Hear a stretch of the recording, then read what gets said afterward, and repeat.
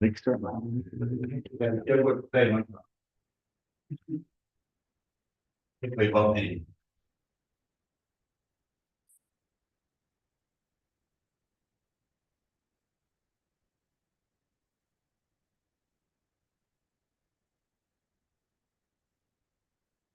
Okay, we get.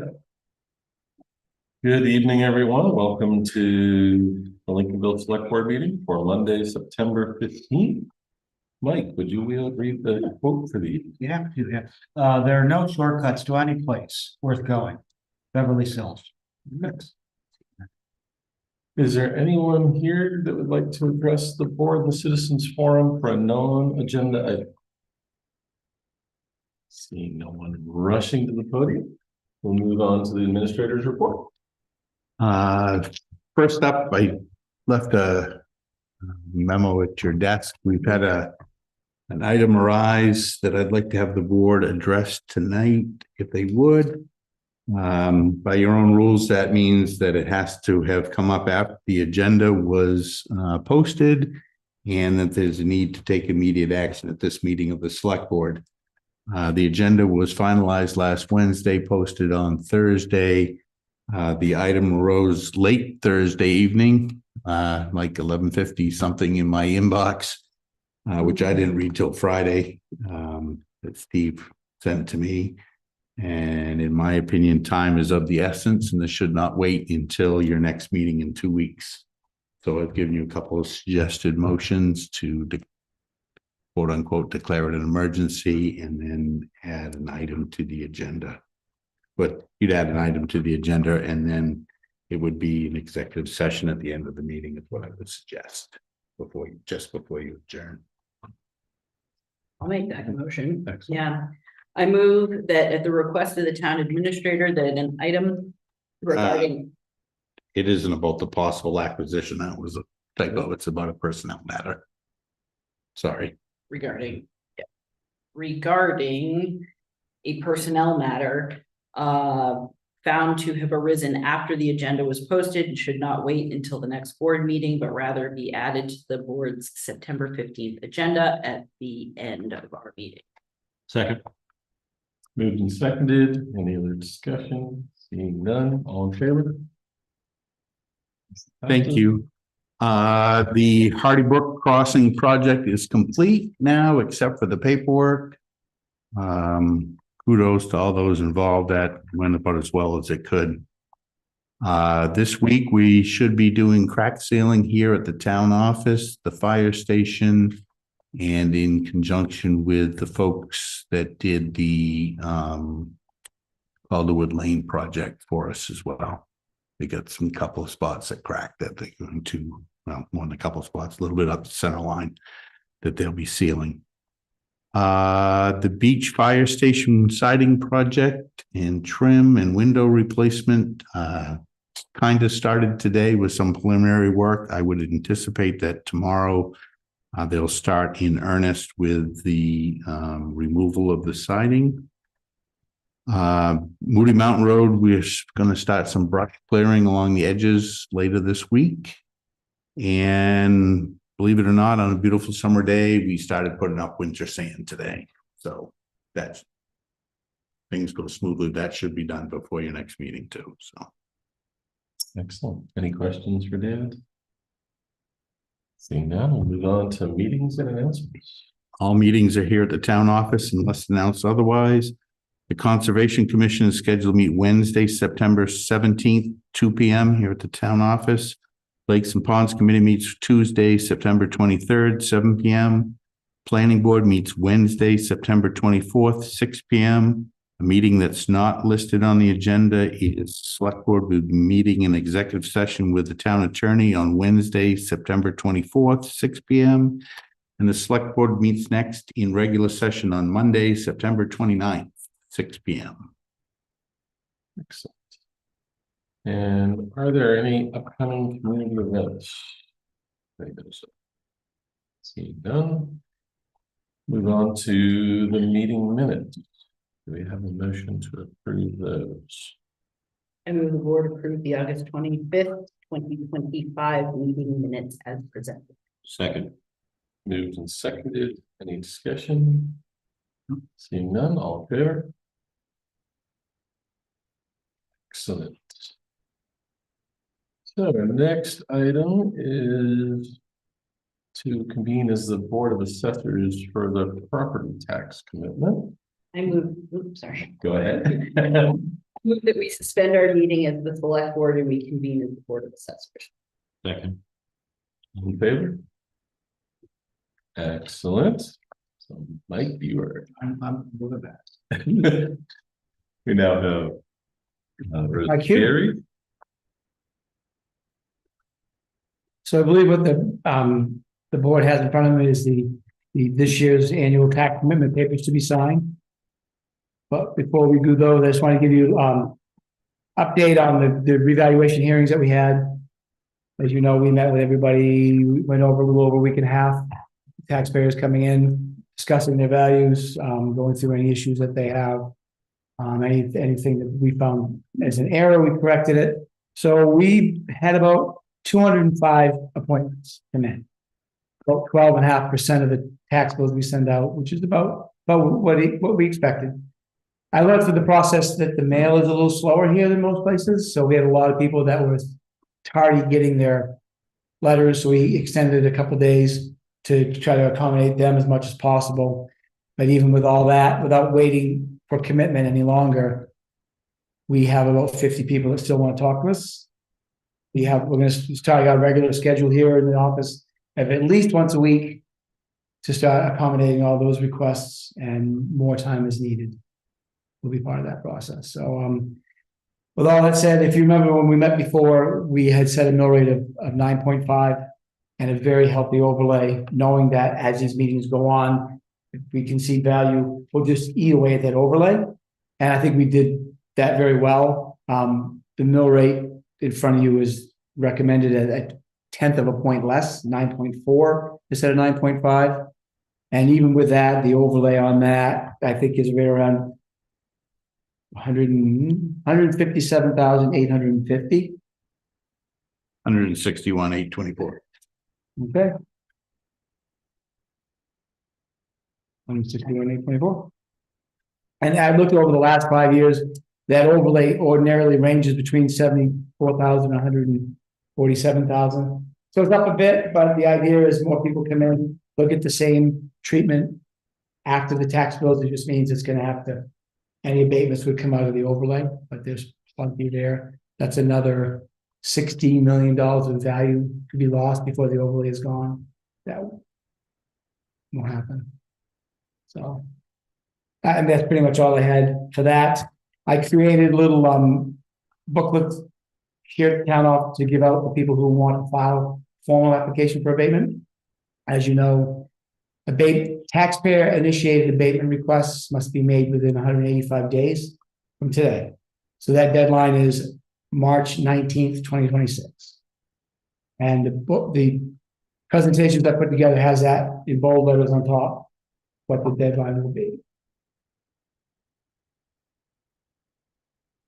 Any questions for Mr. Posey? Just comment, that's a lot. What's that? It's a big change. It is a big change. We have some very unhappy taxpayers. I understand that. And some of them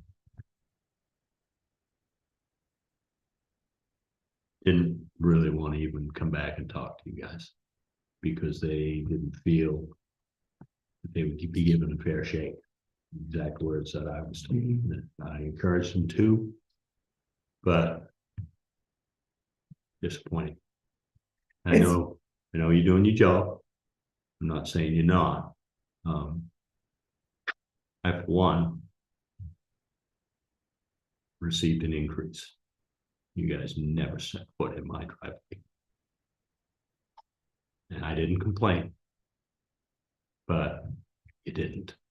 And a lot of other people have that same sentiment. So I'm just saying. Okay. We have record of being at every property. We have record of that. I'd like to see it. Yeah, we do. We have that, because sure. They have cameras and you weren't there. Okay. Doing a drive-by is not a proper assessment. We would, if I had one of my agents doing a drive-by that was not from my instruction.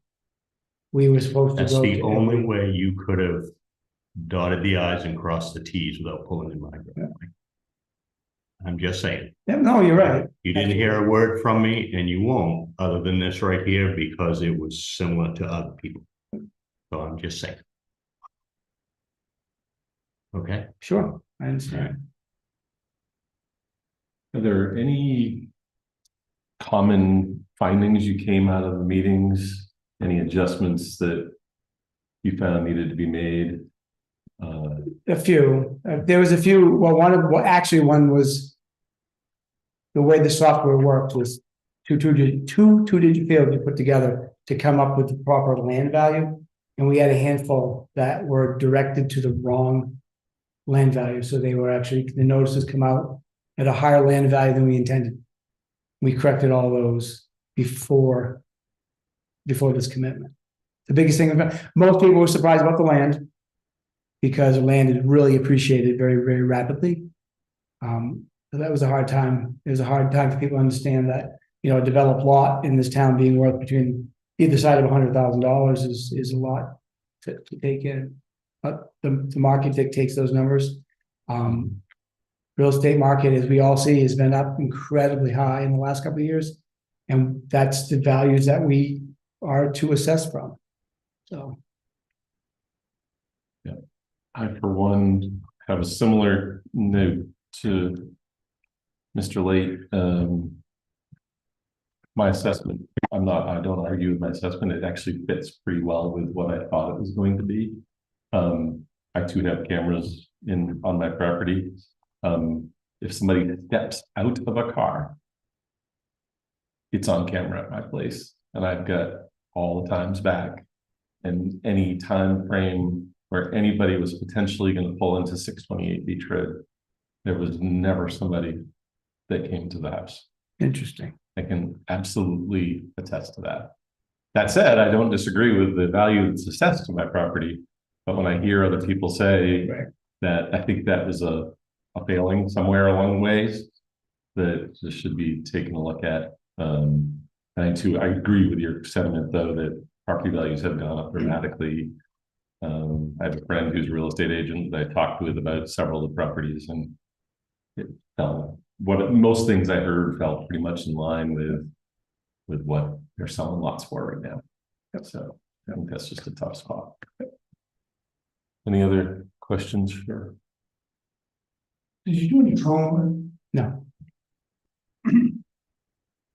I just to add to Mr. Layton's, and I went in, I had a meeting, and then when I wasn't gonna argue about whether somebody had been in or not, I'm just not gonna do it. But again, cameras, my neighbor, both, and I both have, and we discussed this, and he says, you sat on the driveway with phone page, and he's got a long driveway.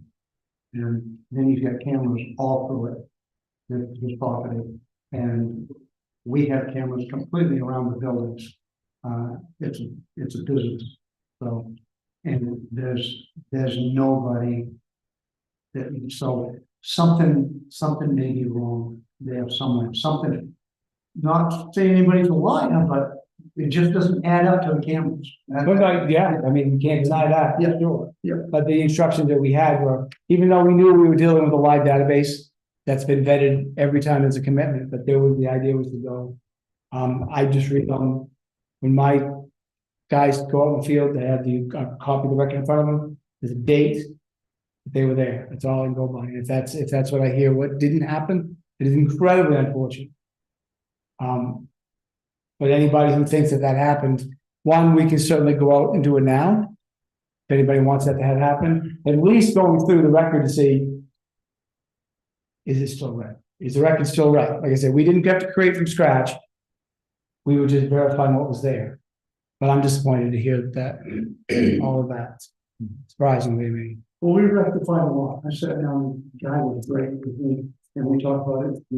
I said, let's not waste time arguing. Let's look at the checklist, and we went, you have this, you have that, go do it. And we found a bunch of discrepancies. And it was, it got, all got worked out. With mine, it got worked. But other people's slack. I'm done. Any other questions? Seeing any, would somebody like to make a motion?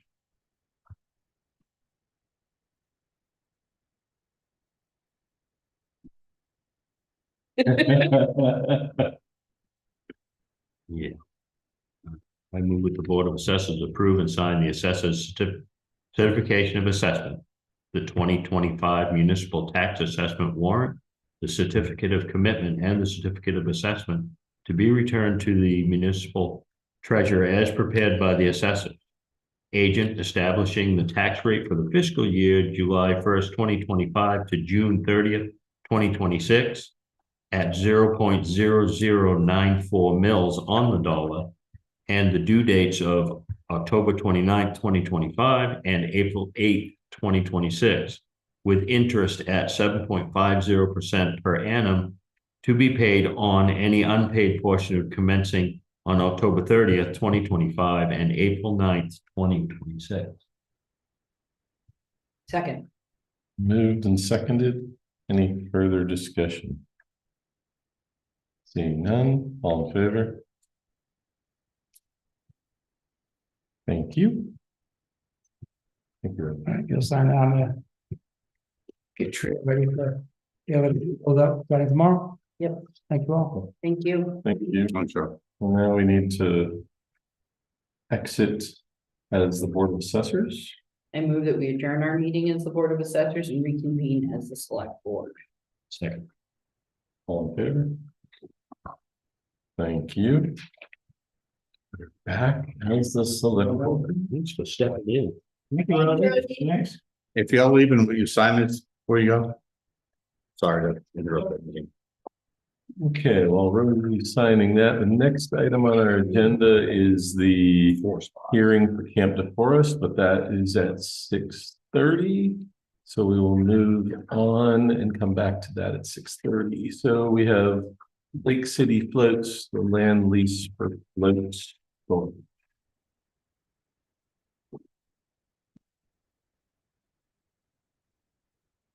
Good evening. Well, hello. Hey, Abby. How are you? What are you? Good. What are you proposing for this year? Well, we are hoping to use this, rent the same space that we have in all the other years to store our floats. That's really it, just here to do the same thing. And make sure there's no changes in your end in terms of like the space that we get to use. I'm not. Questions for? Yeah, was I correct in reading, David? I think you said that there's more close in space? No, No, okay, that I'm incorrect. Okay, so we don't have to worry about overflow floats. I think no, we stack ours about Yeah, no, five I high, know, yeah, I almost know, dangerously yeah, high. Right, I didn't know if we're getting any higher or anything. No, we won't go higher. We have plenty of space as long as the space isn't being rented to like a third party. Yeah, I understand. Okay, thank you. Yeah, Well, the space has, fortunately for them, their business apparently is good. Space is certainly grown since Monroe and Goodwin used it yes. 10 years ago. And I think we ought to recognize that within our agreement that, because I do have it in front of me. We had talked, not we, previously that had only been 28 by 36. Yeah, and that was never something that was discussed Yeah.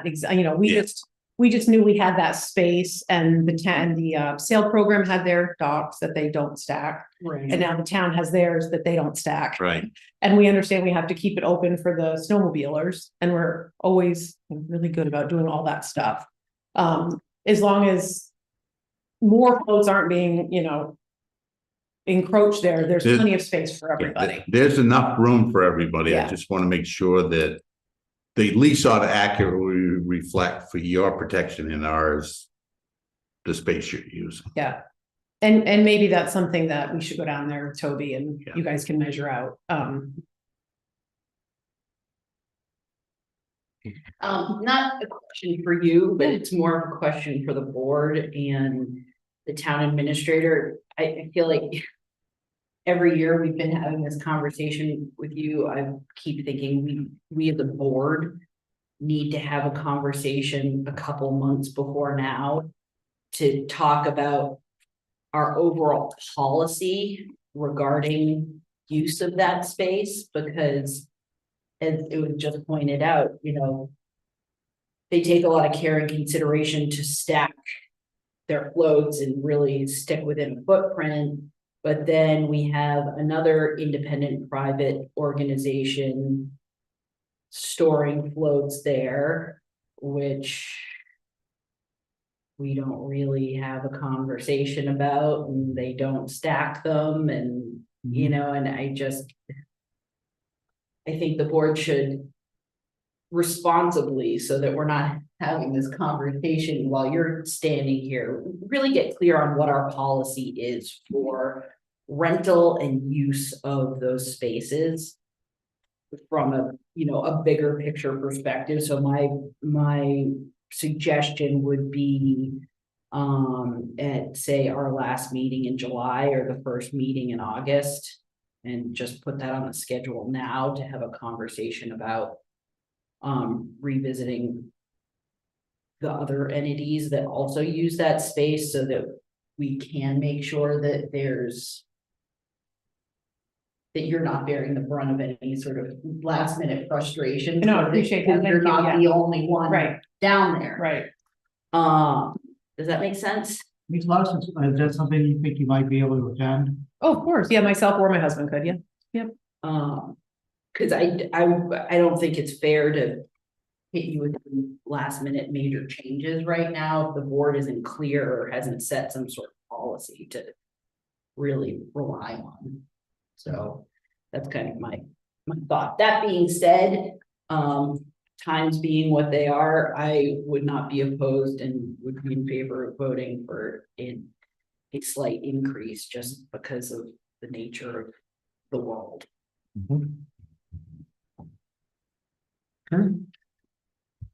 I agree with all of that. I'd like to get this on an agenda earlier so that we don't hash this out end of the year, you know, and we don't, if we make a change, then it doesn't affect what you've got going on, and or if it does, you've got ample time to make changes. I do agree with, we haven't raised the rate for a couple of years anyway. I think you just didn't last year, but you did the year before, if I remember correctly. 2023 and 2024 were the same, and I don't know anymore. So you did in 23, but just not 24. Yeah. Correct. Yeah. Correct. So I think I'd like to see it go to 1,000, add it and 150 to it. I don't know what everybody else thinks about that, and I really would like to no conversation now about any of that other stuff, but I think we need to get ahead of it before next year. Yeah, I concur that we need to definitely get ahead of it. I think there's two things we need to do. One, we should document for everybody's protection, the actual space used, update that properly, and whatever new agreement gets signed. I would be, with everything the townspeople are seeing and tax bills increasing and everything, I would see it realistic to raise that to 1,000 even. I see it still seems to be a very fair amount. I just point out, I tend to think it is a fair amount, but I'd also like to point out that it's like a 30% increase since 2022. 2023, Well, like 2022, we charged you 700. right, and then we went to the 850. Right, then but from 2022, we're going up $300. I think it's 30%. Yeah, it's awesome. Given going back to 2022, and but at the same time, it's sizable, but times are what they are. The amount increase that people have seen in Oh, this yeah, I expensive, agree. it's commensurate. But I do think, yeah, but it would be nice if we included in that policy discussion, whenever that is, if we can come up with some sort of formula or metric. Right. Where we can index. Right. Yeah. They, rather than kind of come up with them. Yeah. That would be, I think, a fair thing. Yeah, I feel like what we do for one, we should do for all. No, I agree, yeah. And even, not to have Mission Creek, but look at the gazebo and just that Sure, yeah. facility down there Yeah. at large. Yeah, I don't know what that index would be, to tell you the truth. Come up with something. You have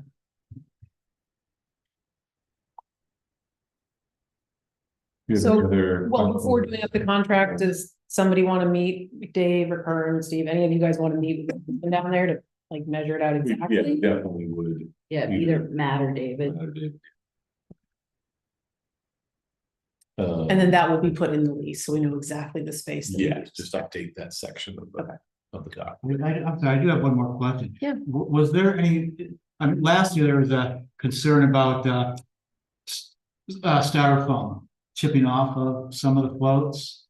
Were you aware of any of that happening? We have Who's switched left? over, I can't think of any styrofoam floats that our customers still have. Now, there might be one, I'm not the one who takes them out of the water. Yeah. We've encouraged all of our customers to switch over and either we've built them new ones or we've put the encapsulated billets underneath. Mm, So that would surprise me if they complained last year about styrofoam. I know about 3 years ago, I met with the Ponds and Water, I think it was. Yeah, and we talked about the styrofoam then, and I got the handout and stuff like that, so.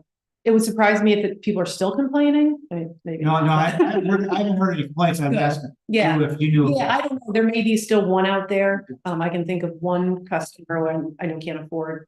Yeah. To do much with this system, but I mean, we're encouraging everybody to do it, so. Yeah. Get rid of styrofoam, Thanks. sure, of course, But there are certainly people that are not Lake City float customers Yes. that have Sure. floats with styrofoam. Yep. I believe. yeah.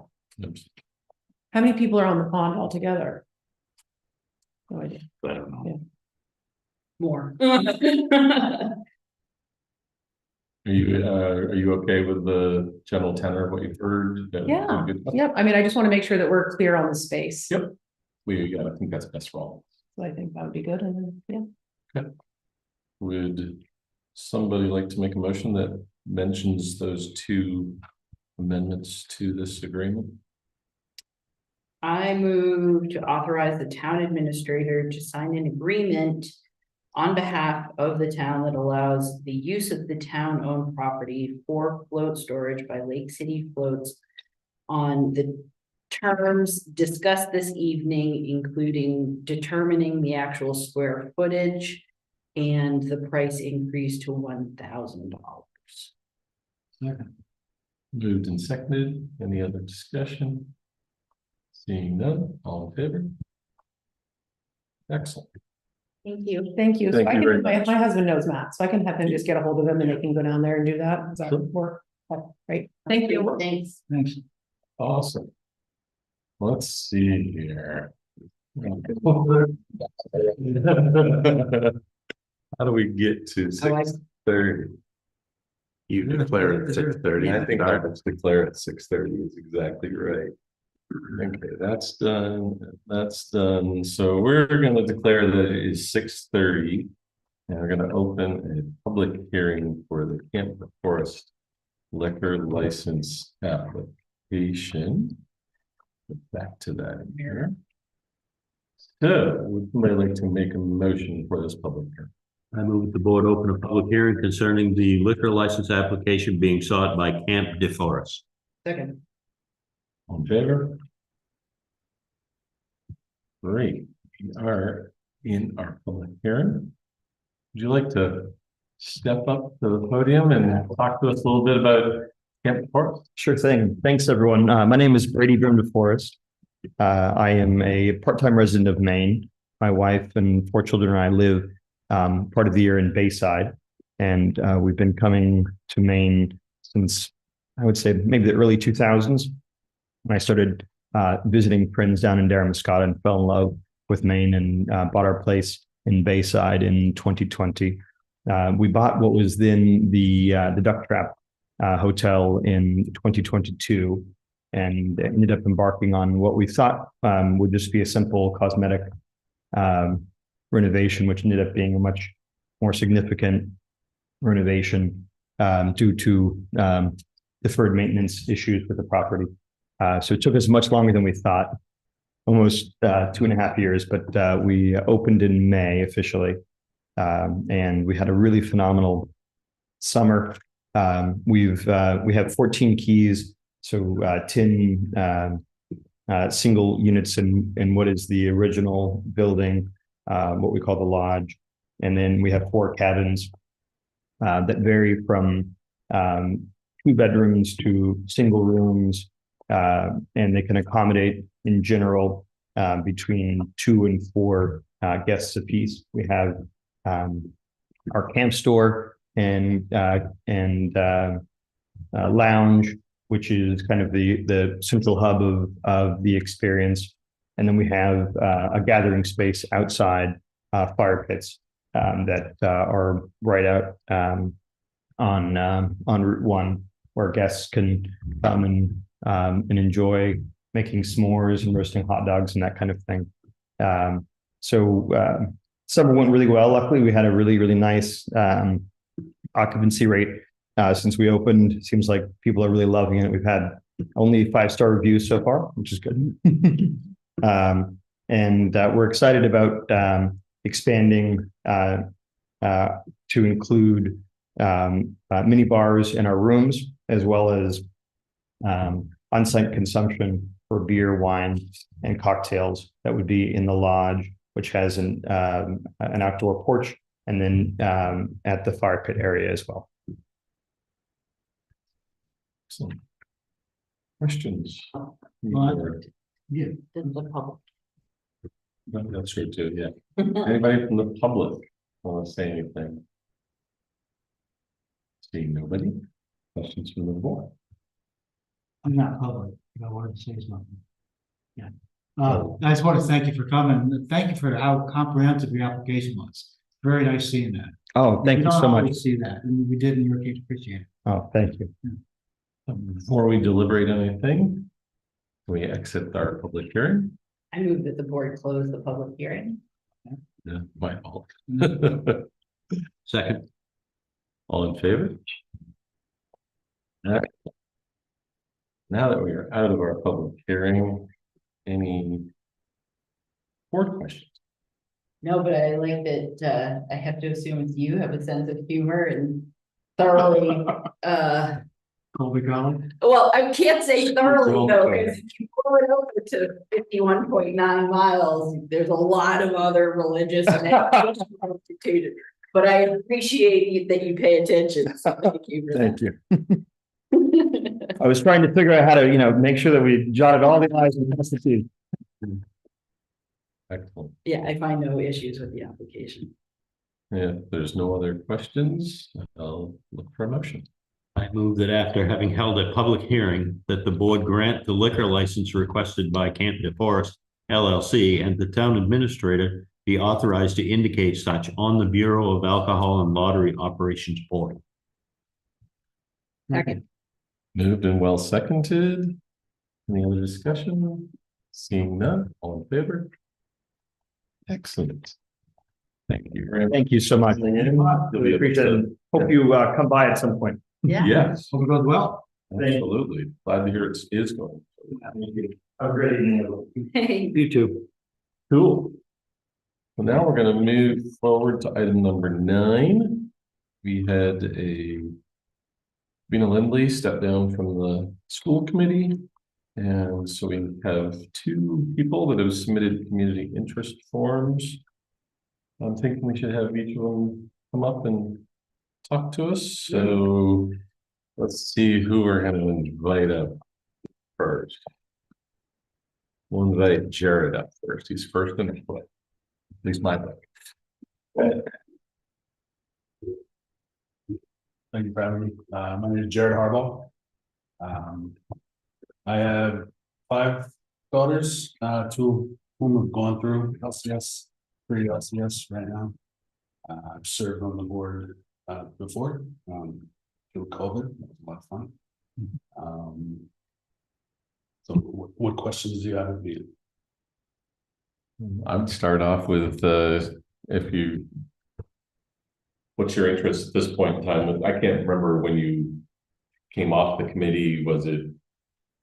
What was the reason for being off the committee, and what's your interest now? 22. I think the time commitment mostly. It was pretty busy. It was finishing up a master's degree at the time. But I figured the girls of the school might as well participate, enjoy it, enjoy the, the community aspect of it, and trying to get, just trying to make improvements, not just for the kids, but for the community as well. I figured I went to the meeting, the public meeting, about the 1.8 million. So not that I'm eager to dive into controversy, I just figured we need people to step up and try and hash out things so that everybody, all people involved are considered.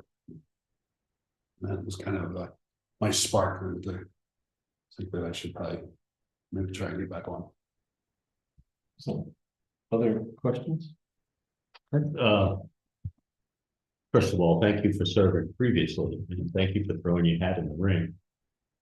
I'm looking for someone who is, you got kids in the school system. I've had kids in the school system. And you want to give back. You also want the best for your kids and all the kids in the town. But also I'm looking for somebody who's got the taxpayers' best interest at heart. And I got to be real honest with you. I'm not sure about that right now. Yeah. My jury is still out on that. So what can you say to me to convince me that you're the man? Well, again, that meeting, I was a little bit surprised at kind of how casually we threw around 1.8 million. I'm an accountant, a managerial accountant across insurance. So numbers and money are what I do for a living. I have that perspective, which is a little, I think, valuable that a lot of people don't. Okay, thank you. One of the biggest reasons that the school or that any school gets to the point that ours is at is deferred maintenance. That has been happening for years over there. I am sorry to say that you were probably part of a committee that deferred maintenance. That can't happen anymore. Yeah. I have been through, myself personally, I've been through 3 renditions of Lincolnville Central School. One of them is I attended Lincolnville Central School, and I'm 64 years old right now. I've also had 3 children go through it. So I've been through 3 renditions. It's been the same every time. Oh, we got to have a new school. Well, why do you need a new school? Well, all this is wrong. Well, deferred maintenance takes care of a lot of this stuff. And with deferred maintenance means putting away money for maintenance that comes up at the 15, 20, and 30-year mark. I'm looking for somebody that's got that on right on their resume. Yeah. I know you're good with numbers and with who you're working for. But do you adopt that as well? Oh, absolutely. I mean, we want the best for our children, but at some point, we've got to protect the investment in order to have the best for our children. Absolutely, yeah. And I think it's coming to a head now. When I was on, we had trouble with the some of the facing. They redid some brickwork, and there were issues with some of the roof, specifically over the gym and the cafeteria while we were there. I think it took everybody a little bit by surprise in the sense that the building wasn't that old, and apparently some of the problems with the roofing was from the install. That was damage done during the original construction that was covered up. But I mean, it doesn't fully excuse everything. But yeah, I think the issue is laid a little bit more bare, and it certainly is a bigger issue that needs a plan. And that was one of the encouraging things that I think came out of that public meeting of a few weeks ago was that. At least there was talk of, forming plans for long-term maintenance for the school, which I agree I mean, it has to happen. You can't build something like that expense and then not take care of it. Yeah, so, you spoke to, stepping away because you felt like you didn't have the time. So if you were to be appointed, do you have the bandwidth not only to serve as a committee member, but also to invest additional time in some of the subcommittees? I know that they're really looking to have people put the extra time in on the policy committees. They're looking at public outreach. Some of the other, capital improvement programming. Yep. That there, all of these Absolutely. different entities exist. As well as the liaising with the high school and all that, so is that something that you feel like you can? Not only do this work, but do the sort of hidden extras. Yeah, absolutely. Yeah. So I come into it in a way, it's a bit of advantage stepping away from it. Because you kind of get to step up, reflect on what the job was and entailed, so, and then coming back into it, you kind of come in with fresher eyes, some experience. You're not just in the trenches every day, and it's harder to change sometimes. Yeah, as far as time, my schedule's a little lighter, just even the sense that I've got kids that can drive now, so take sisters, that sort of stuff. So that stuff is helpful, but no, and that's one of the things that's really important to me is working with the high school. I think it's a function of how the state's education system is set up. I don't understand why we're separate school districts. Assuming that was made a long time ago for reasons I don't know, and it may be fine reasons, I don't know, but I think it makes coordination really very difficult. And been seeing that, like I said, now I have 2 in high school. So that would be something actually that I would want to focus on too, is just a little bit better coordination with curriculum and different programs into the high school. I've got one more question.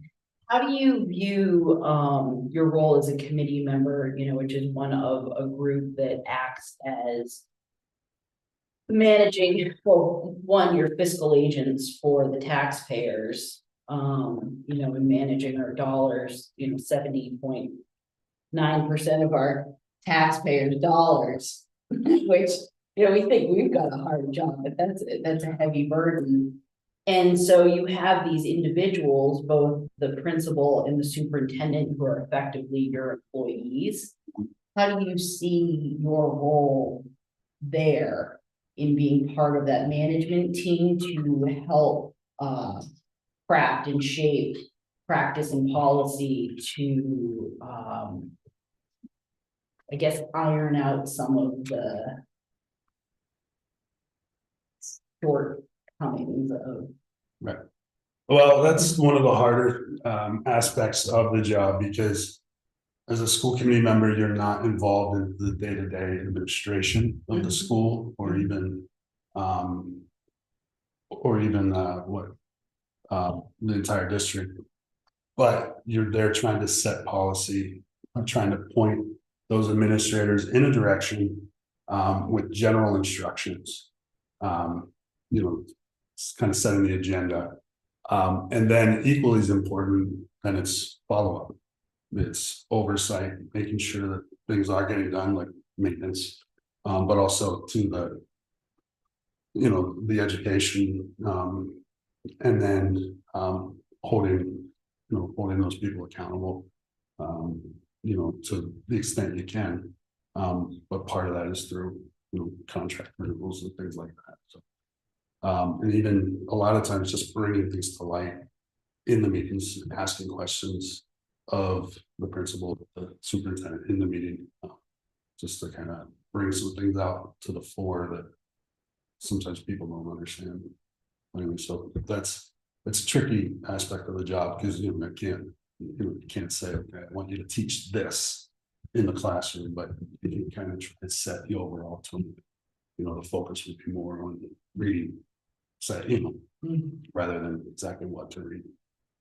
So, Thanks. Yeah, I was gonna ask you a question.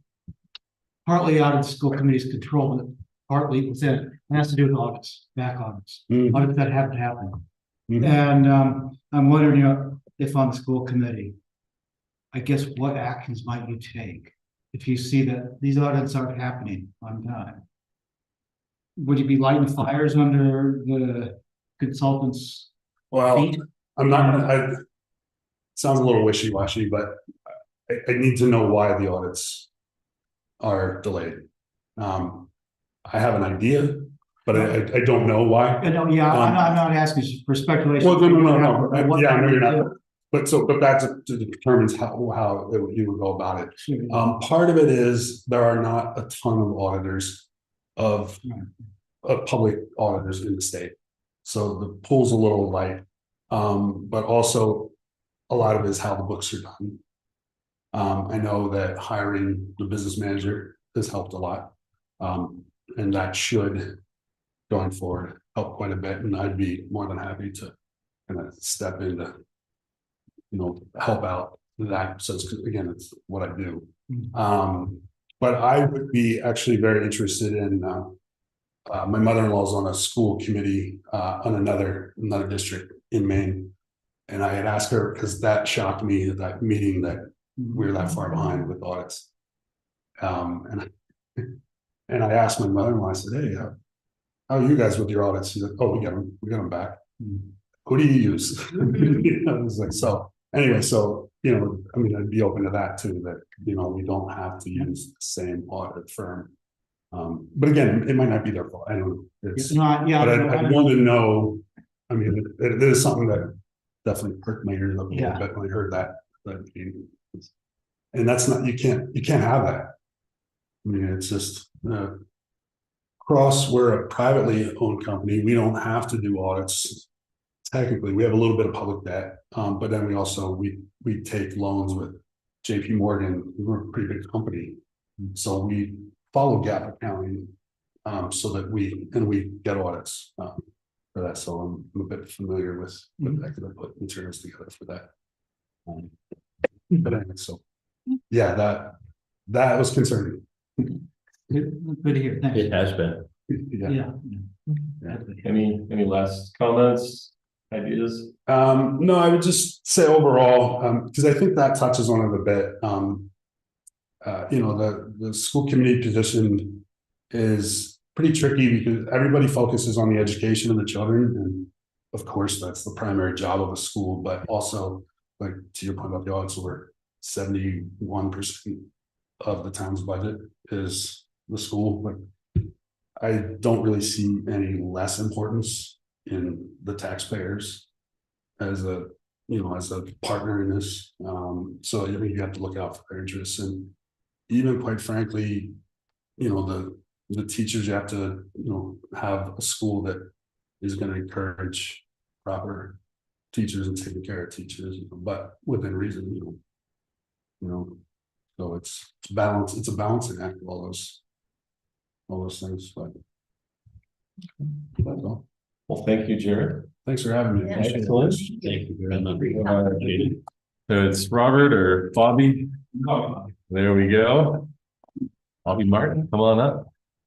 I find it pretty entertaining that Jared grew up in York County, Pennsylvania, and I grew up in Lancaster County, which is a neighboring county. And every year they had the War of the Roses, because Lancaster is the Red Rose City and York is the White Rose City. Anyway. Here you both are. I was encouraged by some of my neighbors and friends to join the school committee when I first moved to Lincolnville 5 years ago. The primary trait that I bring is I'm a kind of systems thinker and an innovator, and I try to find ways to look at processes and find improvements, connect dots, and put together new solutions to address longstanding challenges. So Right now, the focus of my profession is around value-based care and payment in the healthcare system. I'm part of a policy team. So I do a lot of work with folks in Augusta and with the federally qualified health centers around the state who are really struggling under the current environments to maintain revenue streams. So working to try to find ways to free up flexibility within systems to address longstanding challenges and root causes. I have 2 kids at Lincolnville, an 8th grader and a 4th grader. I found a lot of challenges with Lincolnville schools since we've moved here, mostly around both my kids actually kind of don't fit in the standard box. And I've had some very transparent conversations with the previous principal and with the current one. And I do that to be honest and reflect the experience of a parent whose child's needs haven't been served well at all times at the school. That being said, I see some of the positive changes that are happening. And my feedback has been taken by the school and promises to address some of the challenges that I've seen. I have worked in and around schools throughout my career, mostly from a behavioral health lens. I've managed teams of people in psychiatric behavioral health and juvenile justice. I understand the needs of kids and the complex challenges that they bring to the table. I also am very aware that the school's budget is always going to be a very visible and critical conversation in this community because the way that our taxes are structured. It puts a lot of pressure on the folks running the budget for the school because that's where people see the most direct place that they can address the challenges within the tax structure that impacts their ability to live and pay their own bills. So I'm able to empathize with that situation. That being said, I'm not an accountant. I don't bring the numbers to the table as clearly, though I do understand that it's one of the priorities of the committee to consider how those dollars are spent. Yeah, happy to answer any questions you have. The board? Well, I guess I'd ask you the same question, Bobby, Bobby, okay. Bob's my father. Okay, Bobby, probably ask you the same question that I asked here, having to do with, okay, let's imagine that you are on the committee. Mhm. And you find out that your audits, the audits haven't been coming through, they're still lagging behind. Yeah. What actions might you take? I'd find a new organization, Right. as Jared mentioned. There are other players, even if there's not many. But it's unacceptable to have that sort of a backlog and be continuing to work with the same contractor. I think it would be hard to find a reason to continue with a contractor that's that far behind. Nice. I don't have anything constructive to say right now. I'm sorry. You know, I guess I do, I'm sorry. I hear what you're saying, and that's a quick answer. But if the auditors aren't getting timely and accurate information, they're not going to be able to hit the deadline. Yeah. So we got to first identify, are we wrong? Or is the school administration wrong? Or is it the audit? It's going to be what I mean? Yeah. Yeah. And Okay. I think that my expectation was that an auditor would be able to clearly identify what they needed when they need it, and then look at the school and say, how can we get this information prioritized in the way that gets to them? And if they say that, and if that's been done already, or that's been efforted, that's obviously something that needs to be addressed with the school. But if it's just delay and not a clear communication of what's needed that hasn't been provided, then that's on the vendor. And so I think that you have to just be very direct and say, okay, what are the things that need to happen and who's got to make them happen? And if it's within the school's ability to correct what has not been provided, then the school has to be held accountable. But if they've provided what's been asked for and they're still waiting for that audit to continue for years, then another vendor needs to be. So I think you have to dig into it. And I'm not familiar with all the details, but I have heard of the challenge. Yeah, thank you. well, I would say, same question that I asked Jared, but I guess I would say, given your professional background, and how the school committee is structured, you know, how it serves the town. You know, both as, you know, fiscal agents and as a managing body of the administrators that administrate the day-to-day activities. What are a couple of things that you could identify that you would like to work with the committee on to make some of those connections or improvements that you touched on that you utilize in your professional brain? There are some policies that I would love to be part of tackling. The way that they make certain decisions for certain students, the lack of communication to parents around certain issues. There clearly needs to be some improvements in those areas. I think that ultimately balancing the financial side and the quality of the school physically and its quality is really in the best interest of everybody. And I think those things align when you approach it the right way. Because when you talk about the delay in just upkeep and maintenance and putting those things off, it's the same with anything. It's an ounce of prevention is worth a pound of cure. If you get ahead of these things and be prepared for the potential things that are going to happen at some point, whether it's tomorrow or 5 years from now, that has to be part of the considerations for today. So I think that any healthy system has to be looking forward at all times and can't just be responding to the fire in front of them, because the fires are going to keep coming.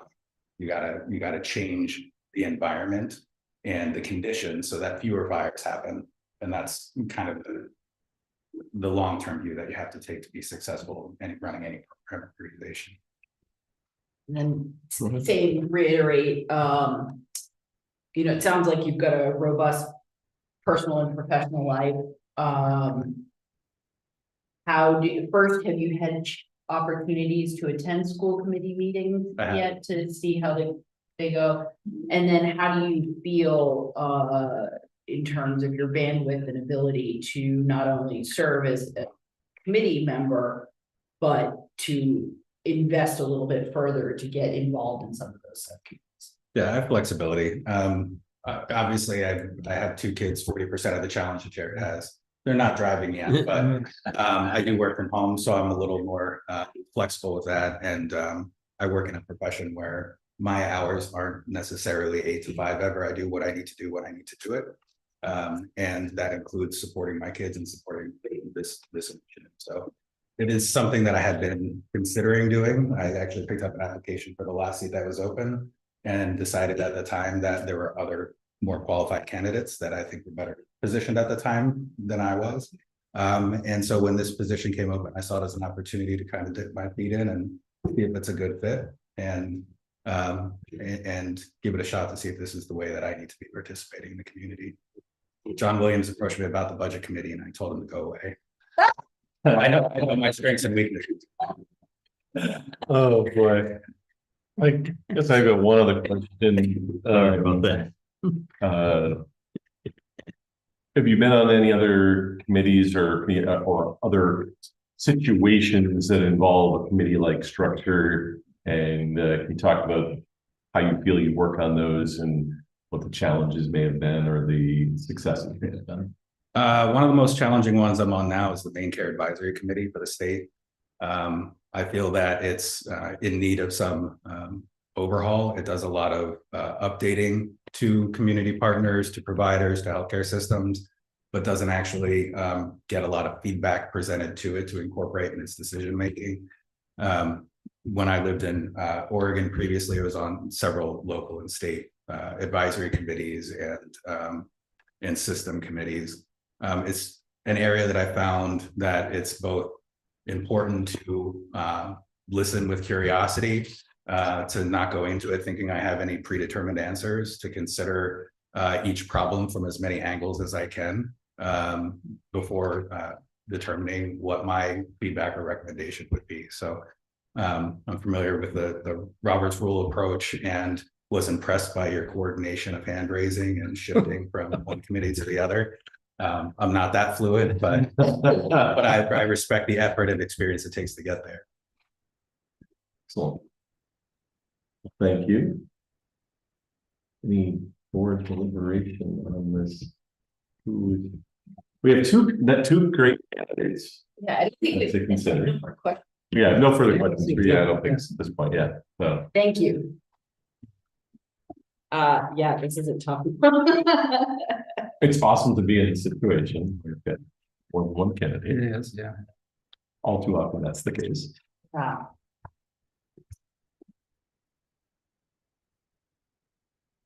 So, let me get this straight. I think I understand that one of you guys will be only serving until June. Correct. Right, okay, so you do understand that, both of you, right? Yeah.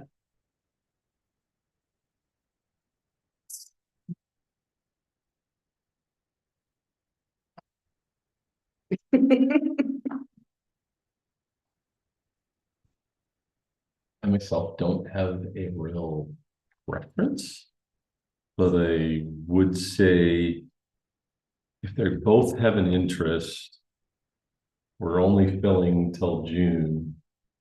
One has already served on the committee and if is really interested, could run again. This situation is opening.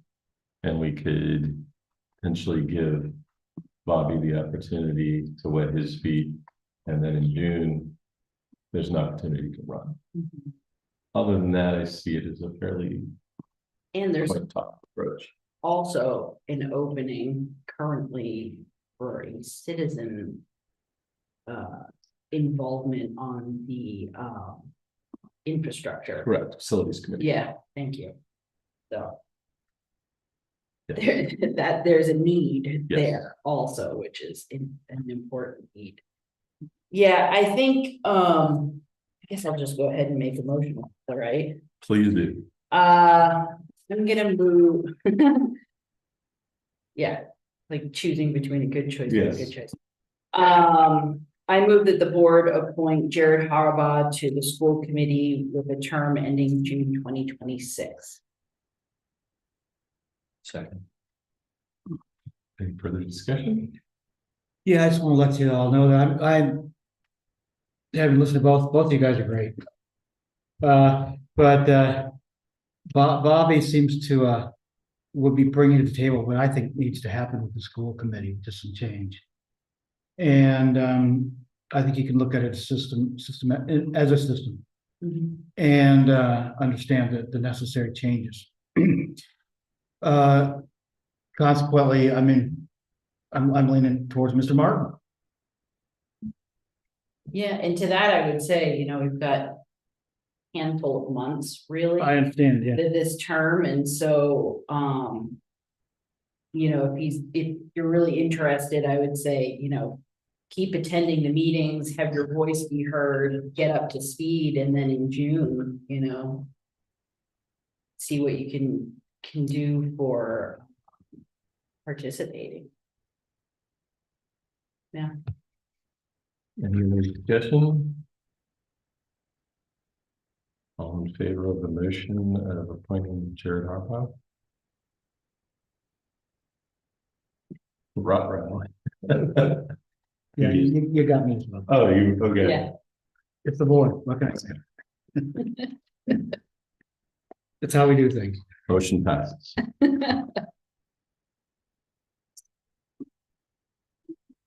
Thank you very much. Thank you so very Thanks a lot. You guys are great, thanks.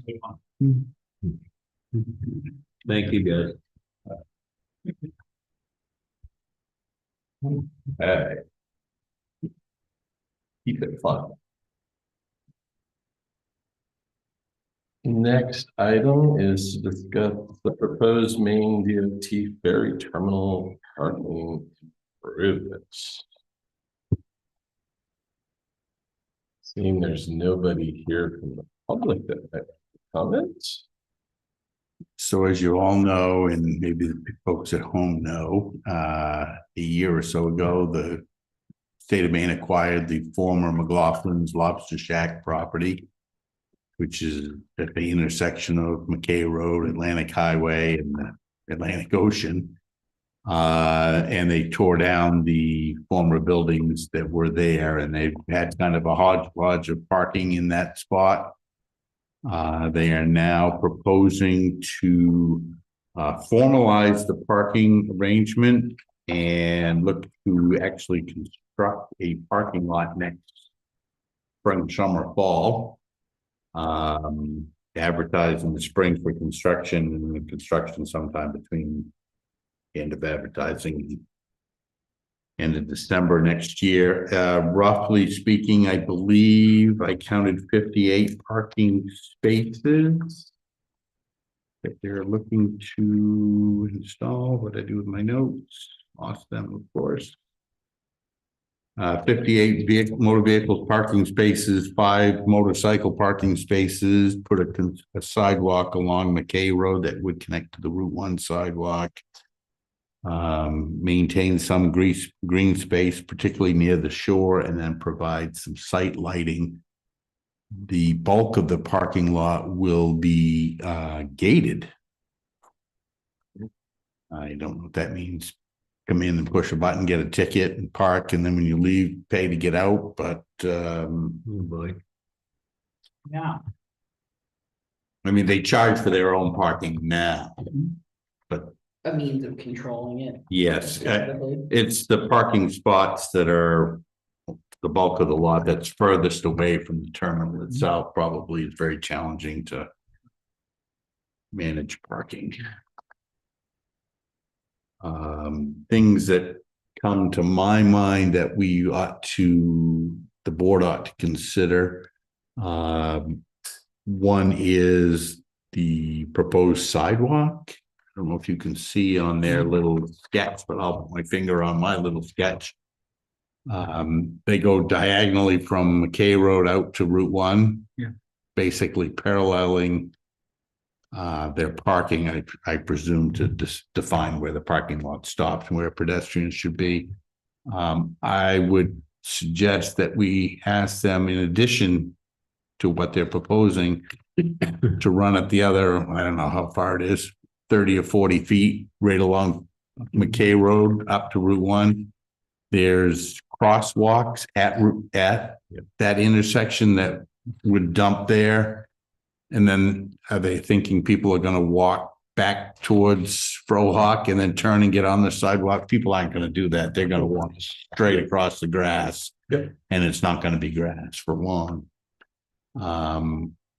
The other thoughts I would have is to look at lighting.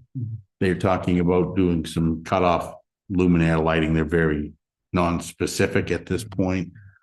We might ask if they would consider lighting similar to what we've installed, if not identical. Yeah. So that there's some Con- continuity of looks, as well as perhaps down the sidewalk, not just for the parking lot, but the sidewalk itself, where the pedestrians may go. I really couldn't see on the teeny tiny plan they sent where the lighting is actually proposed. Well, I think they've got some, They've got 2 of them in the back Yeah. section. That's the only ones I saw. I see, I think the 2 black dots, right? And right to this, water side of the motorcycle parking. Yeah, they've got 2 spots labeled, Yeah. proposed light pole. The I will, well, most of you know, but when we did the original Route 1 project down there, the town installed the sidewalk lighting, and the Route 1 Advisory Committee at the time spent a lot of time on lighting. And then when that lighting approached its end of its useful life and we were looking to replace it, the energy team, or whatever the group was called, that made a recommendation, was to change to the cutoff luminaire, so it's downward lighting. And they spent a lot of time, and I think we need to at least raise the issue with DOT that lighting, it can change the atmosphere of the place, let's put it that way, and not always for the positive. But I do like light. I do like sidewalk lights. Well, yeah, it did concern me in there. Where the DOT says that we will be doing our lighting in accordance with dark sky standards or something to that effect. But they don't give like citation as to what those standards might be. So it was all, I wasn't quite sure. What their lighting was gonna look like, because they don't spell it out, other than that it's flowery, vague, dark sky thing. Yeah. And it would have been nice if they would have pointed me to some language, which said this is what's required. There may be something in statute on that too. Well, I I mean, don't know. if DOT has rules that they go by, Yep, I'd like to be able to read those. sure. And Yep. second thing I noticed, which I thought would be kind of nice, in the green space in the corner of McKay and one, is to have some actual trees there between the road and the parking lot. To make that green space and actually, especially if there's a sidewalk that goes through it or around it. Just as kind of a screening, so you're less likely to be assaulted by all that pavement. But also it's a place for people to walk. Why have green space without trees, basically? Why not make it more inviting? There's so little precious green space there. I think we should try to make the most of it. I'm not arguing the point with you. I'm just gonna raise that I know when back from the days when the Route 1 Advisory Committee was talking about landscaping down there, one of the things they wanted to preserve trees, but they also were cognizant not to plant anything that might inhibit the view or, but everybody looks at trees and green space in a different way. Yeah, So I think you could go with, big, tall, shrubbery that isn't going to be too high. Yep. Obtrusive type. some sort of vegetative buffer there to, It's kind of, for such a small postage stamp. Yep. For green space, it's maybe overly romantic trying to turn it into a park. At the same time, I think they could make an effort to do more than just. Yeah. My concern is the potential, am I seeing an obstruction of the parcel that we're proposing to buy? there's definitely a limitation. There is a sidewalk proposed, an opening where there's an existing opening if you look at it now, but there's certainly about half of what that frontage is would be Right. so limited. I feel like we should be able to interface with the project manager and determine appropriate, safe. Ingress and egress points that. Hopefully this is sort of a rough. But yeah, I mean, that would be my request is that, presuming that. The voters support us in this. That we can have good, safe turning radiuses. Yeah. Makes sense. They're once again trying to serve many masters in terms of limiting wide open accesses, but also providing safe places for pedestrians to congregate and get from their parking lot to their ferry. So, So if I'm reading this right, it goes from the travelway to that very teeny tiny little blue dash thing is the slope.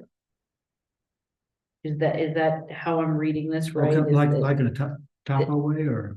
that then this tiny little sliver is represented by this is the roadway and then there's a slope down. So are they gonna slope away from the roadway down into the parking area? Or along that entire stretch? I think that is, Varies 3 to 1, it says. I think that's from the parking lot down to the existing grass more than from the road to the.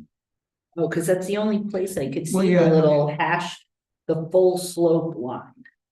Well, yeah, but lately, if you look above that, it says the parking lot. So it seemed, I would read it that grade. The 4-inch hot top mix of asphalt sitting on top of snow and whatnot, is the parking. Mm, Yeah, if you look in the upper left-hand corner and the upper right-hand corner, they give you a typical section right, from the sidewalk Yeah. and Route 1 and the sidewalk in McKay Road, which leads me to believe the parking lot is going to be fairly elevated, not higher than those roads, but not too far from it. It's very challenging from a conceptual plan to figure out the grades. But right now, that parking lot is depressed, I guess is the way I'd put it, in comparison to the roads. It's lower. Sure. And it looks like they would be raising the parking lot, probably would have a fairly good grade from McKay Road and Route 1 towards the ocean. Would be my guess. and my only other, am I missing like? Stormwater runoff, erosion control, just we're gonna have a lot of sheeting water. And or potential water coming from the other direction, and I just, curious what the plan is there. I'm sure somebody's gonna. Someone. But it just, we all know how much water Yes. can be down there, and I don't see drains, I don't see culverts, I don't see anything. I don't either. Look, I mean, if you had to guess by this plan, it would be a sheet flow right off the parking lot. Right. That's what I was. But that's a guess because Side and the road and Well, no, yeah, but lately I think it's worth asking, yeah, them, what are your Definitely. plans for stormwater management? I made note of it. Okay, yeah. Okay. Yeah, I had made note of your comment about sidewalk, because it looks like they're basically gonna cut the sidewalk that existed and goes up to the corner Mhm. and just cut it off, and that can't be, it's gotta go all the way up and down. Okay. You wouldn't think they'd want to eliminate their own safe landings. No, I don't think they are. I think they're looking to ramp it. If you look closely at the Route 1 portion coming from the Camden Way, you see a short section, then it's got a line. It almost looks to me like that's a ramp up to a new sidewalk or a ramp to a new sidewalk. So there would be a blend between the new and the existing. But it's clear as mud. Yeah. Okay. So David, have you looked at the portal? Do you know if there's been any, public input on the portal yet? There hadn't been the last time I looked, but that was early last week when I printed this off. Okay. I did send out a note to the Google group. So that, yeah. I posted it, it's on our website, so if people want to comment directly. And I believe it's been advertised, but don't hold me to that one.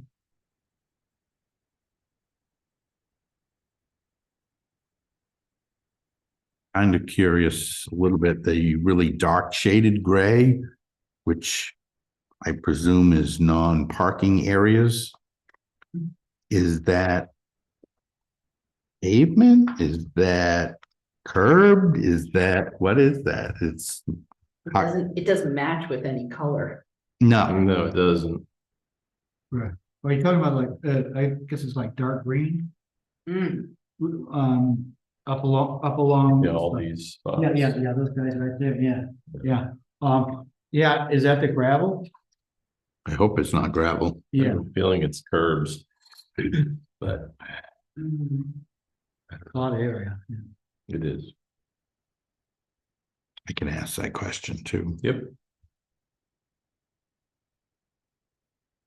Well, it sounds like you've got a good set of notes that you suggested and we've added. Do you need anything else from us? I don't. I think I can summarize those and at least get on the record that we need more information on some of the details. Yeah. I just want to make sure that we had an opportunity, that the public had something to express to you. And Absolutely. also, lost my train of thought, but yeah, we need to get on at least in the queue, so they're aware that we're aware that things are going on. Yep. Excellent. Well, thank you. We'll move on to item number 11, special town meeting warrant for September 29th. Anything you want to cover here, David? No, just to make sure the public's aware that if the board approves this, there would be a special town meeting on Monday, the 29th, 6 p.m. at the Lincolnville Central School in the Walsh Common to consider two articles, one to elect a moderator and the second to appropriate $150,000 from the Harbor Piers Reserve account to purchase the sewer district property along McKay Road. Excellent. My understanding is the budget committee voted 5-0 Yes, for that, and the harbor committee voted as well. yes, both recommended approval. Excellent. Any questions for David? Nope. Anybody want to make a motion? I move that the board approve and sign the special town meeting warrant for September 29th, 2025. Second, yeah. Moved and seconded. Any further discussion? Seeing none, all in favor? Excellent. Good to get that moved along. Next, item number 12, regarding the voting credentials for the Maine Municipal Association.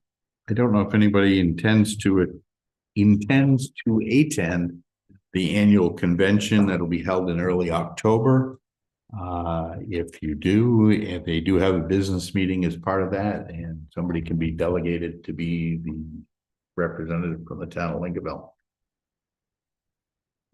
I won't be able to attend that for the convention. Yeah. no, I will. I don't. Okay. Well, for what it's worth, I have attended those meetings in the past. And they're not really. You mean the convention is a whole other business meeting? It's just cool. Well, yeah, convention, but like the meetings themselves, like, not worth the drive for guys. Bangor, Or, oh, the Bangor this year? Bingo this Oh, year. well, maybe it is. It's a new drive. Closer. Okay, well, that sounds, we can move on past that one. Yep. Item number 13. We've got to set a public hearing date for winter road closings and general assistance. I will entertain a motion on. So I move that the board conduct a public hearing regarding winter road closings at 7:30 p.m. on September 29th, 2025. Second. Moved and seconded. Before you vote, that's the same night as the special town meeting. Mhm. I just took a stab at the dark to say that meeting might go an hour. And then we typically do public hearings a half hour after we start the regular meeting. Seems reasonable. Yeah, that's cool. We'll make it. Okay. We'll make it work. Excellent. We're moved and seconded. All in favor? Motion passes. Excellent. And then we also have to do the one for general assistance. I move that the board conduct a public hearing regarding the general assistance ordinance maximums at 7:30 p.m. on September 29th, 2020. Second. Oops. Moved and seconded. All in favor for this one? Motion passes. Thank you. Excellent. Okay, item 14, we have to confirm a town clerk appointment for election morning for November. Anything additional there to add, David? Nope, happy to have somebody else do it if you want to step up, anybody. I will entertain a motion. I move that the board approve the town clerk's appointment of David Kinney as election warden for November 4, 2025 election. Second. Moved and seconded. All in favor? X. You. We'll move on to select person updates. Lately. Okay. Perfect. I have nothing at this time. Neither do I. I don't have anything. Either do I'm wordless. I. I'll write that down.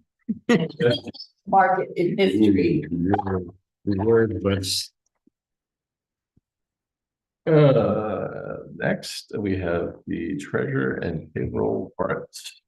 Move that the board approve and sign the treasurer and payroll warrants. Second. Moved and seconded. Any discussion? Being none, all in favor? Excellent. So now we need to move to our executive session. Move that the board enter executive session pursuant to Title I and RSA Section 4056A